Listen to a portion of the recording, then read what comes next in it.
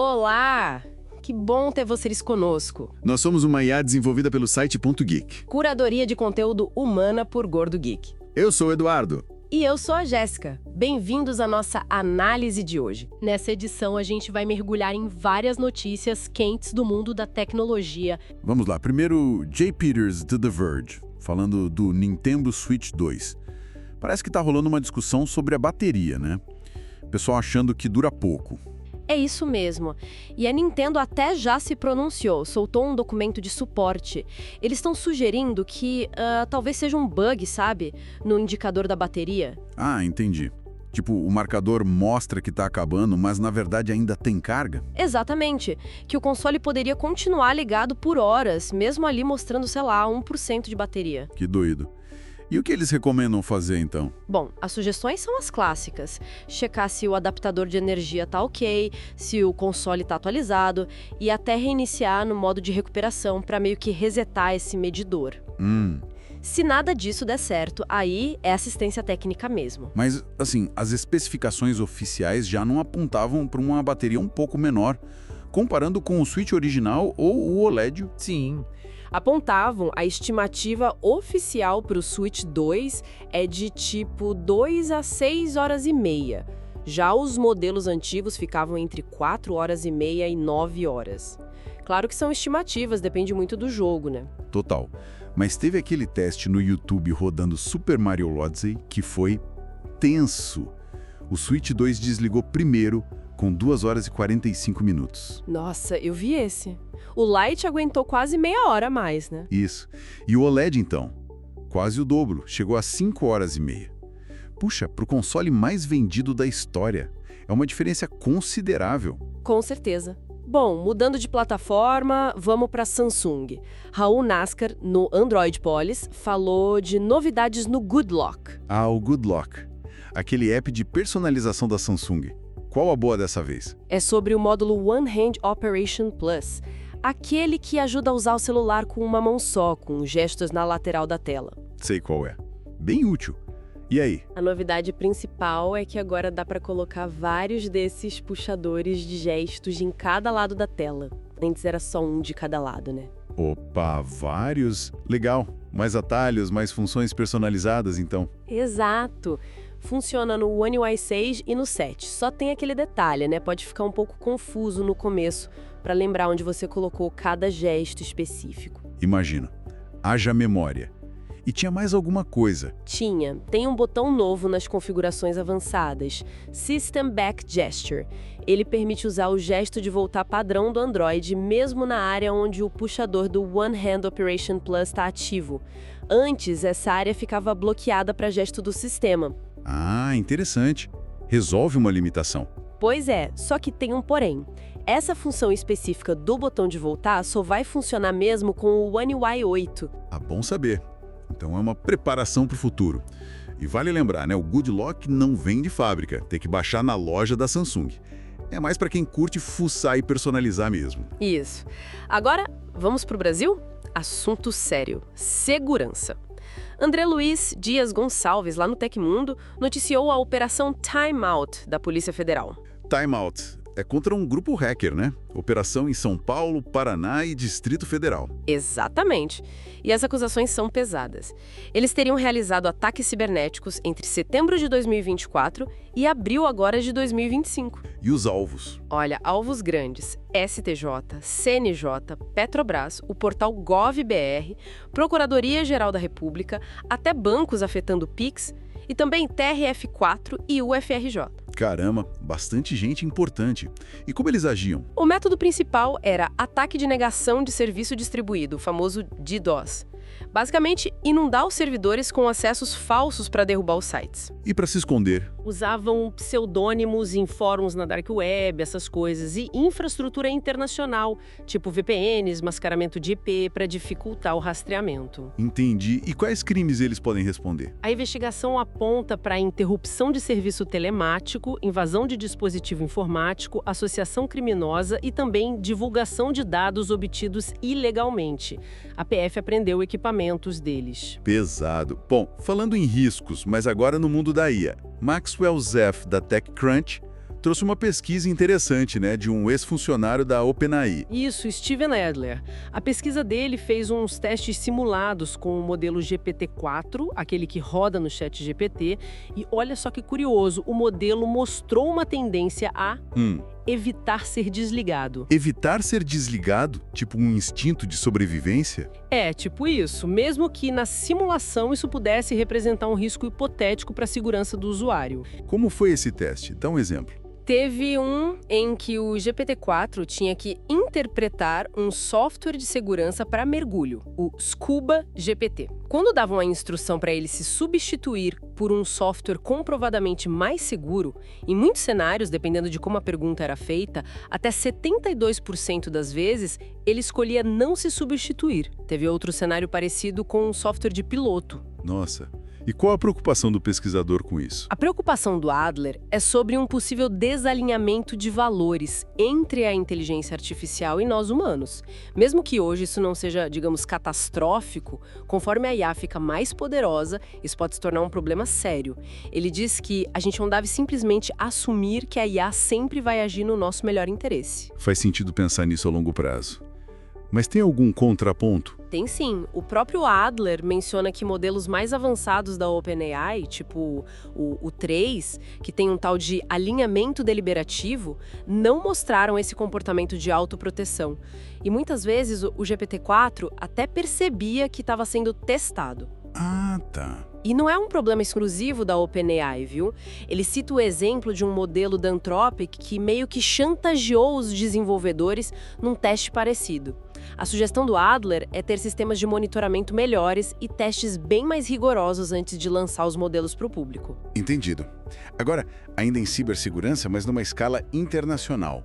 Connor Jones, do The Register, falou da Operação Secure da Interpol. Foco na Ásia, né? Isso, uma operação grande contra malware do tipo InfoStealer. Aqueles que roubam informações, sabe? Login, senha, dados bancários. Sim, perigosíssimos. E quais foram os resultados? Bem expressivos. A operação rolou entre janeiro e abril. Resultou em 32 prisões no Vietnã, Sri Lanka e até em Nauru. Derrubaram mais de 20 mil IPs maliciosos. 20 mil? Pois é. Apreenderam 41 servidores e mais de 100 gigas de dados roubados. E conseguiram notificar mais de 216 mil vítimas. Uau, que impacto. Tem algum destaque? Sim. No Vietnã, prenderam o líder de um grupo com dinheiro e documentos falsos. As informações dessas prisões ajudaram a identificar mais 40 vítimas depois. E a polícia de Hong Kong analisou um monte de dados e achou 117 servidores de comando e controle usados pelos criminosos. Impressionante o trabalho. E é importante porque esses InfoStealers são muitas vezes a porta de entrada para crimes maiores, né? Tipo ransomware ou aquelas fraudes de e-mail corporativo, BEC. O foco das autoridades está sendo desmantelar a infraestrutura desses malwares. Já tiveram outras operações contra o Headline, MetaStealer, Luma. Entendi a estratégia. Bom, mudando completamente de assunto, arte e tecnologia. Scott Stein, da CNET, falou de uma parceria interessante. Mia Wolf e Niantic Spatial. Exato. Mia Wolf, para quem não conhece, faz aquelas instalações de arte super imersivas, interativas, meio psicodélicas, sabe?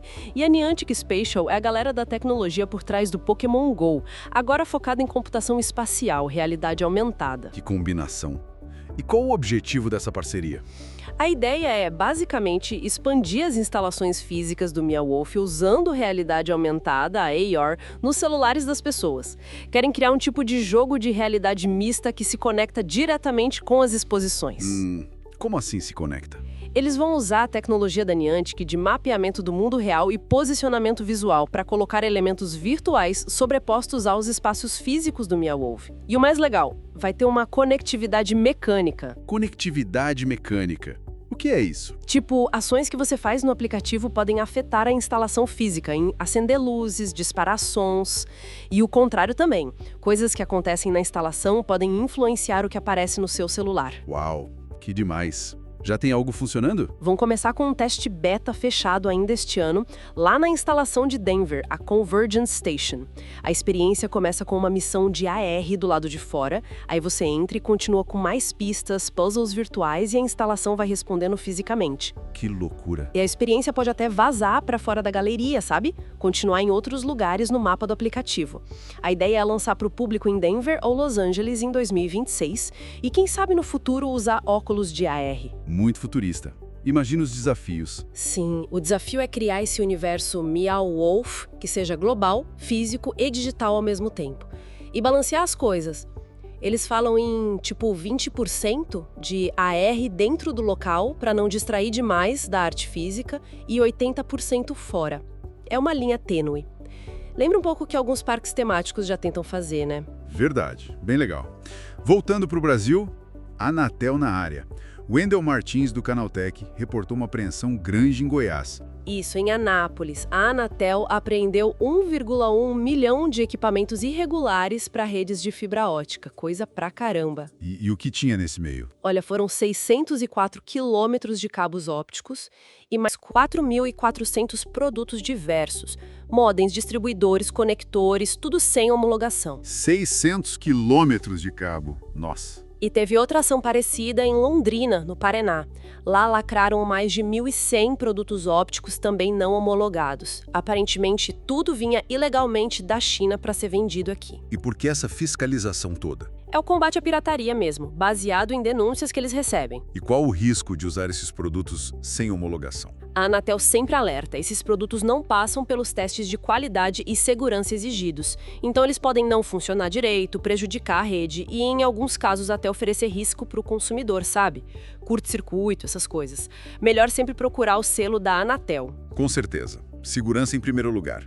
Agora, redes sociais. Ian Begson, no Tudo Celular, via G1, trouxe uma mudança na classificação do Instagram aqui no Brasil. Exato. O Ministério da Justiça aumentou a classificação indicativa do Instagram. Antes era 14 anos, agora passou para 16 anos. 16 anos. E por que essa mudança? Foi resultado de uma análise de rotina deles.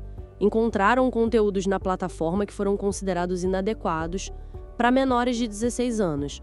Coisas como automutilação, representação de relação sexual intensa, consumo de droga ilícita, além de outros conteúdos que já eram classificados para 14 ou até 18 anos. Entendi.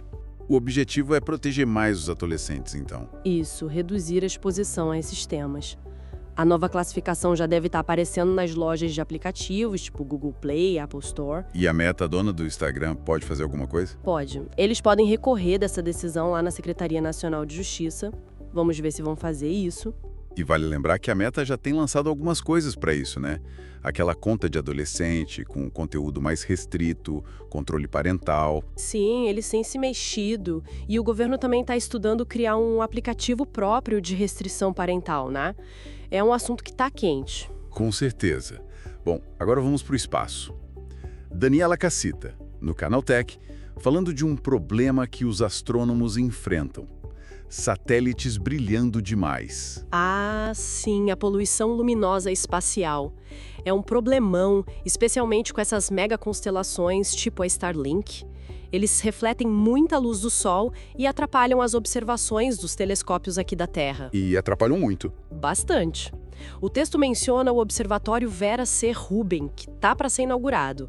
A estimativa é que ele pode ter até 40% das observações prejudicadas por causa desses satélites brilhantes. 40% é muita coisa. E tem solução? Bom, tem uma proposta interessante da astrofísica Noélia Noel, da Universidade de Surrey. A ideia dela é pintar os satélites. Pintar? Com que tinta? Uma tinta especial, super preta, ultra escura, chamada Vanta Black 1310. Ela foi desenvolvida por uma empresa ligada à universidade, a Surrey Nanosystems. Vanta Black. Já ouvi falar. É aquela que absorve quase toda a luz, né? Essa mesma. Essa versão 1310 é feita de um tipo de carbono, parecido com fuligem, mas misturado com outros compostos para aguentar as condições do espaço, radiação, temperaturas extremas. E o bom é que ela reflete pouquíssima luz e, segundo eles, é fácil de aplicar. Que legal. Uma solução até que simples na teoria. E vamos testar isso? Sim, o plano é testar esse revestimento num satélite pequeno feito por estudantes, chamado Jovian 1. Vão medir o brilho dele aqui no solo mesmo, enquanto ele gira, para ver a diferença. Tomara que funcione. O objetivo é ter uma solução de baixo custo para esse problema e, quem sabe, né, até inspirar mudanças nas políticas sobre como os satélites são construídos e lançados. Seria ótimo. E para fechar a nossa conversa de hoje, vamos falar de saúde e longevidade. Nathan Vieira, no Canaltech, trouxe um estudo sobre a metformina. Isso, a metformina é aquele medicamento super comum para tratar diabetes tipo 2. Saiu um estudo novo publicado no Journal of Gerontology que associou o uso dela a uma maior chance de mulheres chegarem aos 90 anos. Opa, chegar aos 90? Interessante. Como foi esse estudo? Eles acompanharam 438 mulheres que tinham diabetes por um período longo, 15 anos. Metade delas tomava metformina, a outra metade tomava outro remédio comum para diabetes, a sulfonilureia. E o resultado?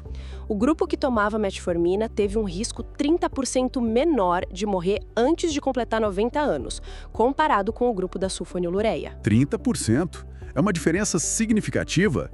E sabem por que isso acontece? Qual o mecanismo? A suspeita é que a metformina não age só no controle do açúcar no sangue. Parece que ela atua em várias vias ligadas ao envelhecimento, tipo limitando danos ao DNA, promovendo a expressão de genes ligados à longevidade. Já tinha estudos anteriores sugerindo que ela poderia até frear o desgaste cerebral relacionado à idade. É como se ela tivesse múltiplos benefícios anti-envelhecimento. Que promissor. Mas tem alguma ressalva importante aí, né? Tem, e é crucial. O estudo foi feito especificamente com mulheres diabéticas. Então a gente não pode simplesmente pegar esse resultado e dizer que a metformina prolonga a vida de todo mundo, de forma geral. Ainda não tem essa certeza para pessoas sem diabetes. Entendi. É um resultado específico para aquele grupo. Exato. Mas força muito essa ideia da gerociência, sabe? A ciência que estuda o envelhecimento e busca maneiras de retardar o processo biológico do envelhecimento, não só tratar as doenças que vêm com ele. A metformina é uma das drogas mais estudadas nesse contexto. Esperamos que essa nossa discussão detalhada tenha sido útil e, claro, interessante para quem nos ouve. E se você gostou, não esquece. Deixa seu comentário, curte, compartilha com os amigos. Isso ajuda muito a gente a continuar trazendo essas informações e análises. É isso aí. Muito obrigado pela companhia e até a próxima. Tchau!